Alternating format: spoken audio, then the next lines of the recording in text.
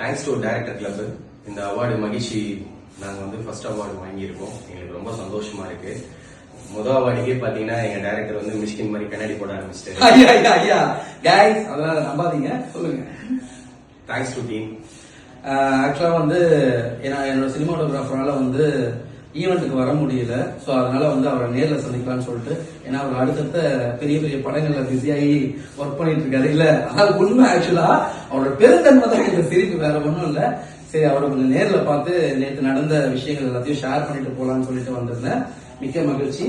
நீங்க பார்த்த மகிழ்ச்சி ஷார்ட் பிலிமோட சினிமாட்டோகிராஃபர் வந்து ஆர்பி பாலாஜி அண்ணா. இவங்க தான் எனக்கு வந்து அந்த டைம்ல வந்து எந்த ஒரு சப்போர்ட்டுமே கிடையாது. ஐ மீன் என்னால போய் ஒரு கேமரா ரெண்டுக்கு எடுக்க முடியாது, எதுவுமே பண்ண முடியாது.